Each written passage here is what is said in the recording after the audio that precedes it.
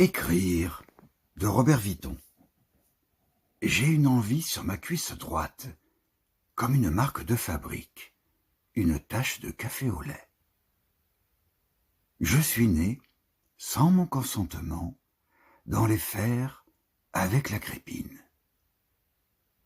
J'ai sucé la romance avec le premier lait.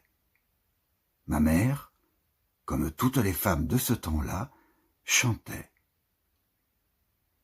J'entends encore la cantilène des nourrices sèches, de la féabonde, des pisseuses grandelettes, des bambines à peine réglées, des lessivières déhanchées, ingambes, revenant d'herber le linge, une corbeille sur la tête.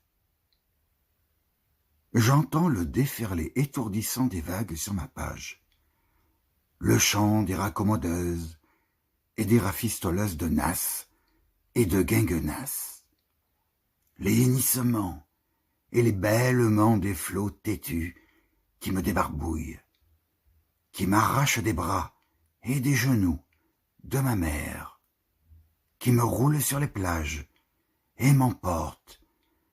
Je prends le large. J'écris.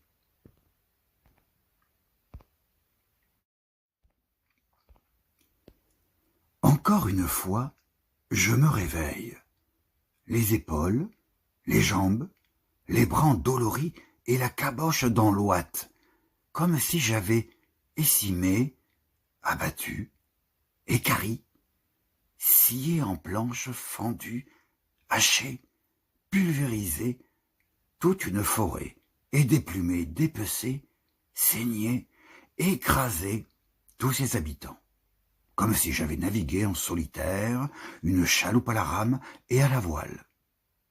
Une galère avec un rang de simples avirons, l'esquine et le rable rompu, comme si j'avais chargé et déchargé des chalands, des gabarres, des camions, cabotés de cap en cap, de port en port, pour hisser à bord des naufragés, tirer sur la grève des cadavres, à peine mâchés, des embarcations de fortune, des bouteilles, des fûts, des bouées et toutes sortes d'objets rejetés par les flots. Les omoplates décollées, fatiguées, comme si j'avais essayé de déployer des ailes, de m'envoler par-dessus les moulins, les abîmes, les pitons, les deux pics du Montparnasse.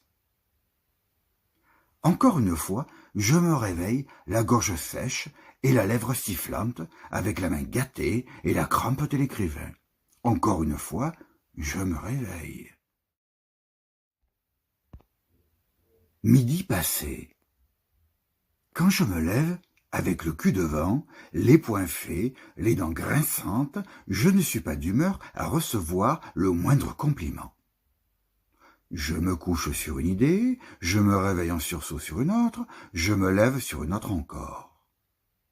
Je m'assois à table, à toutes les heures du jour et de la nuit, qu'il bourrasque, qu'il tombe des cordes, qu'il floconne, qu'il coule du plomb sur mes persiennes et ma jalousie. Je ne suis pas dans le bidon à l'encre, ni dans les petits papiers dorés sur tranche de mon pays, de la mairerie, de la paroisse.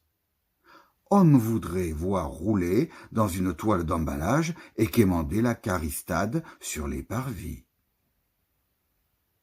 Je heurte à la boutique de ma costumière, à la cahute de ma diseuse d'aventure, à la devanture de mon ferblantier, à la cave de mon bougnat spirituel, à la cabane de mon philosophailleur, à la tour de mon philosophaliste, à la loge de ma bignole, à la cassine du laboureur, de mes champs et de mes rades foraines, à l'antre de mes hors-la-loi, à la roulotte des bohémiens et des comédiens de mes veillées, à l'atelier de mon scarpellin et de mon fresquiste, à la remise de mon libraire, à la resserre de mon brocanteur, à l'entrepôt des ferrailleurs de mes cimetières de voitures, au rouf du capitaine de ma galère, au moulin de Daudet, à l'échoppe de ma bouquetière, au carreau de ma muse.